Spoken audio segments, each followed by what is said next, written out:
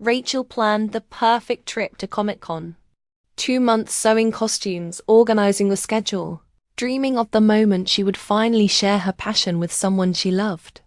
But when they arrived at the hotel, Ethan looked at the costume she had made with so much care and said, "Are you really going out like that?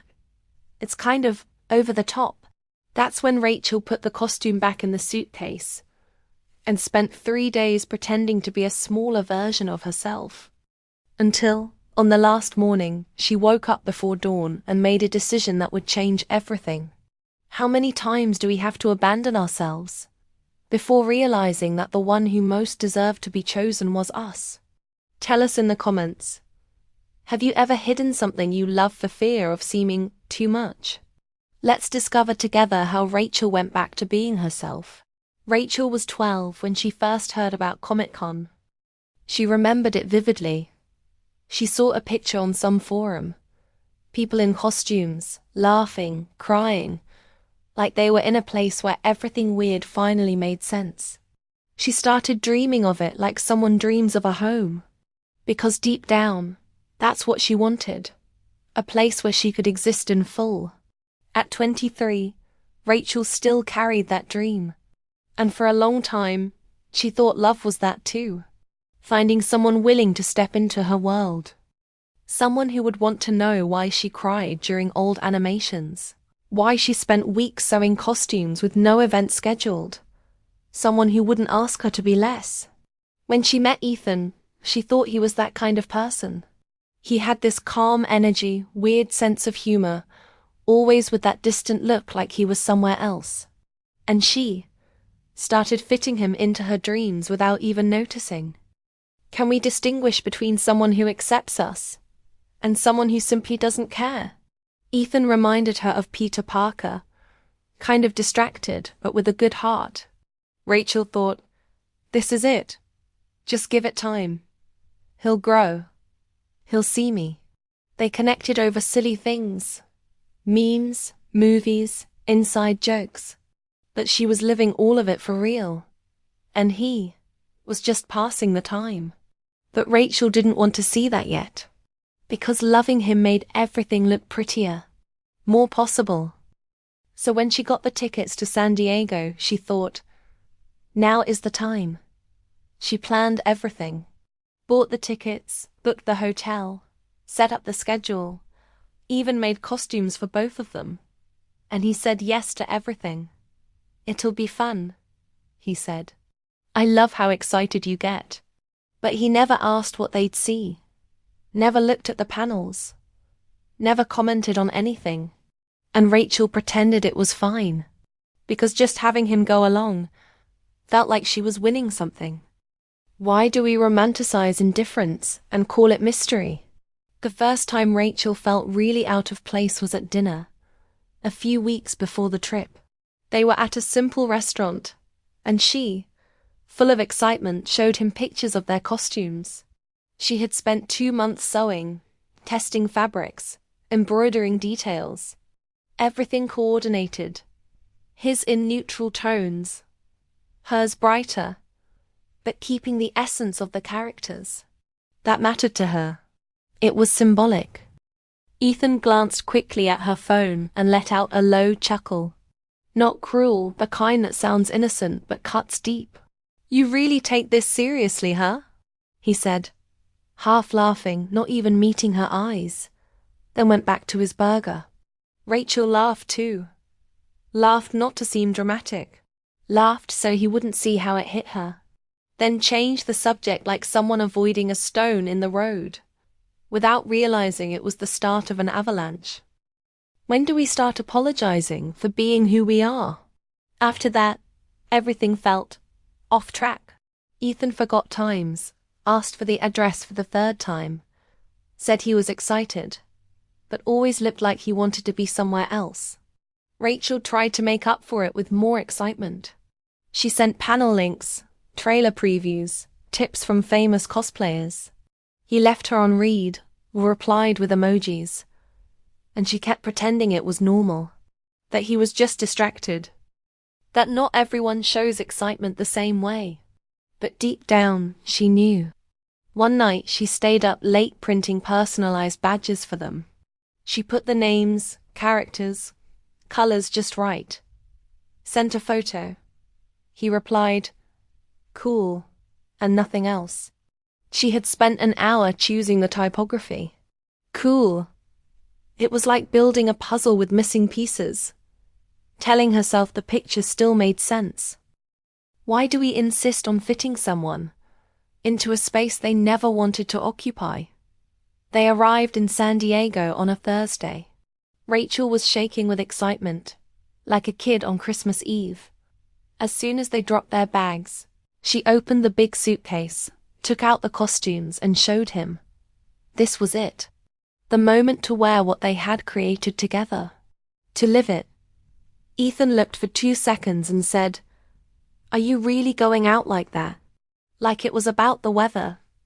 Expressionless. No joy. No spark. Rachel froze. Gave a stifled laugh. "Well, yes. We planned this." And he, "Yeah, I don't know. It's kind of over the top, right? I brought my black t-shirt. I think I'll just wear that. It's more chill." Chill. That word made Rachel want to scream. Because to him, everything was always chill. If she cried, chill. If he forgot a date, chill. If she said she was tired of being the only one excited, chill. How do we know when we stopped being partners and became inconvenient? Rachel looked at her costume, the one she had embroidered by hand, that carried pieces of her childhood, that she made imagining them together, and put it back in the suitcase. No discussion, no tears, just zipped it up. That was the first real crack, because it wasn't just his silence, it was hers too. Her silence saying, "Okay," when nothing was okay. And she knew. From that point on, no costume could sustain what she was trying to wear. On the first day of the event, Rachel left the hotel in a plain shirt, jeans, random sneakers. No costume. No accessories. Not even a pin on her hoodie. She told herself it was to avoid conflict, so he wouldn't feel out of place. But the truth? She was ashamed of being herself around him. Each step made her smaller. How many times do we hide? To not bother those who should celebrate us.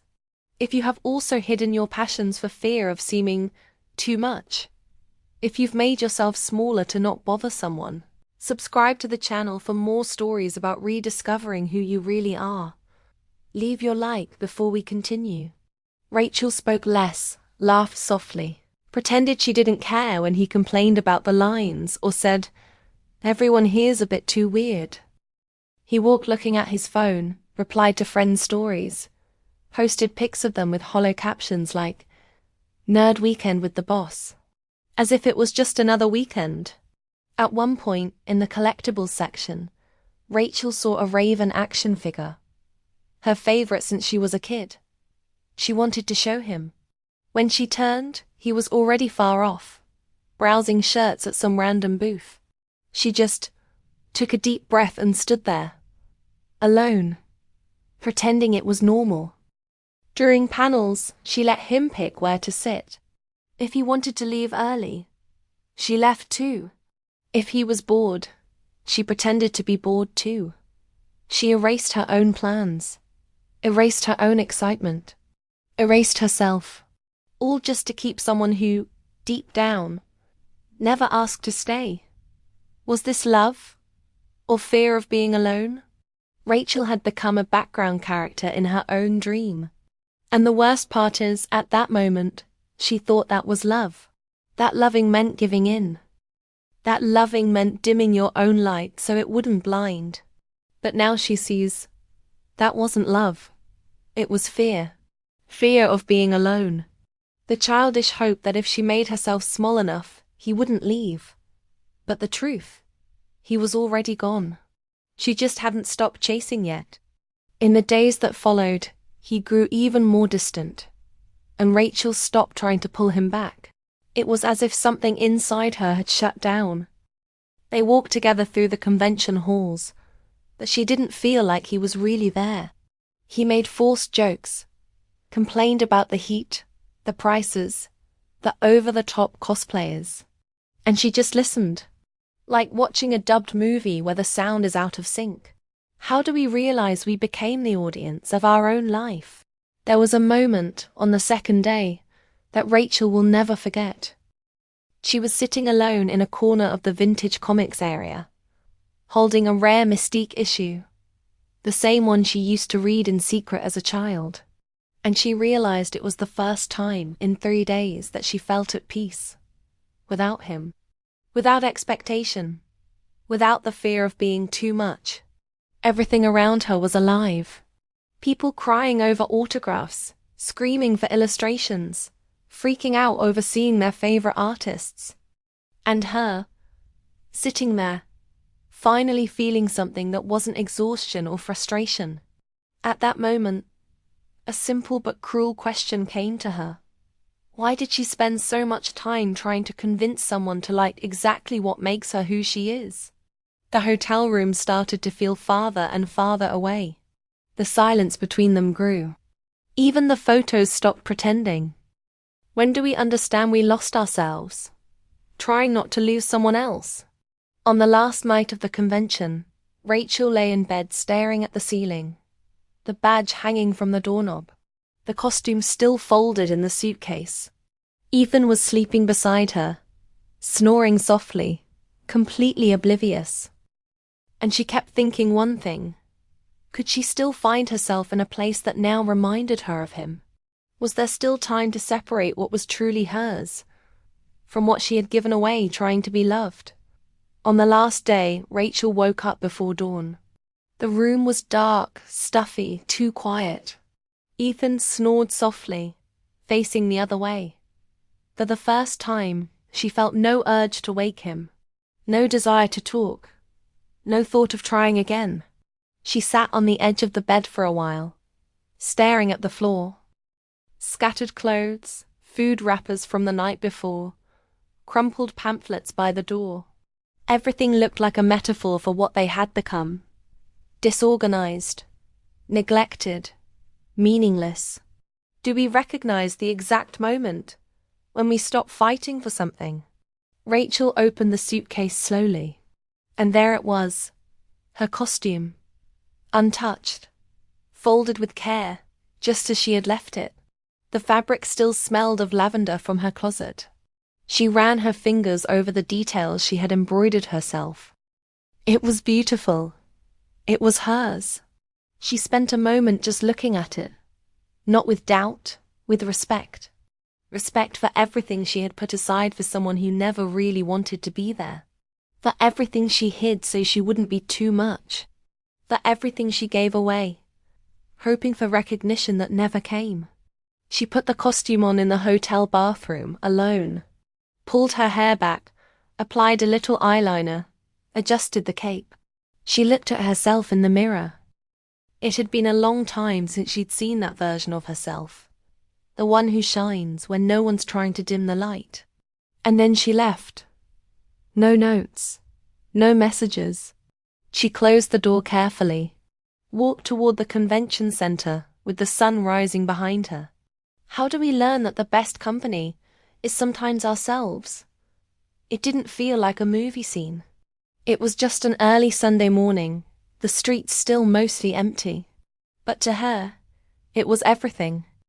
It was the first time she chose to show up as her whole self.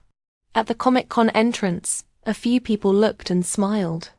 A little boy pointed at her and said, "Look, Mum, just like the cartoon." Rachel smiled back.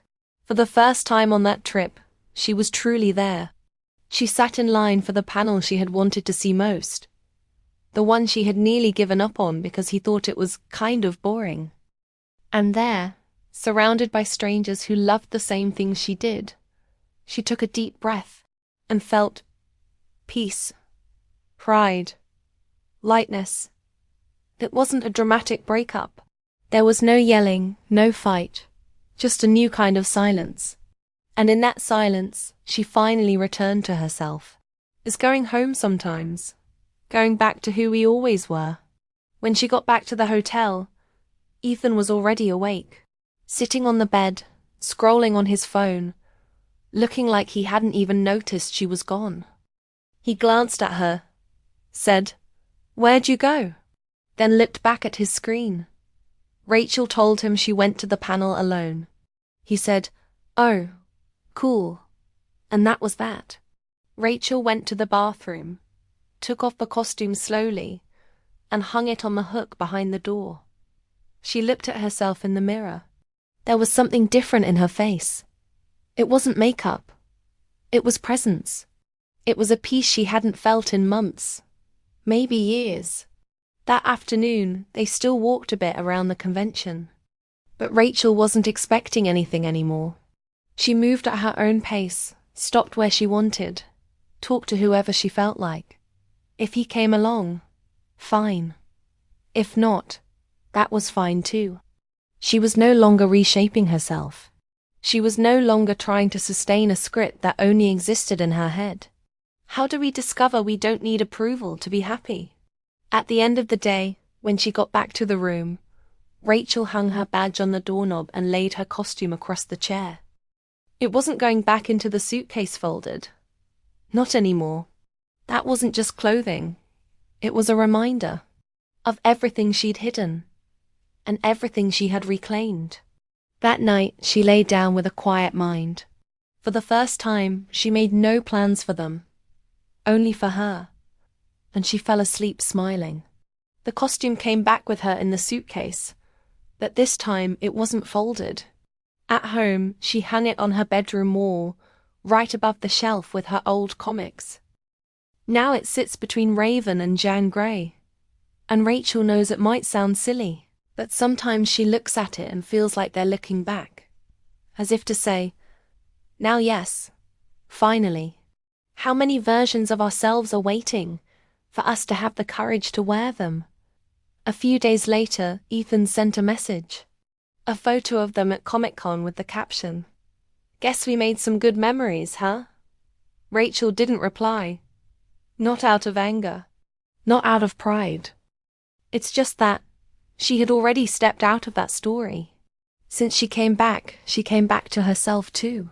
Started drawing again, inventing characters, writing scenes that will probably never become anything, but that remind her of where she comes from.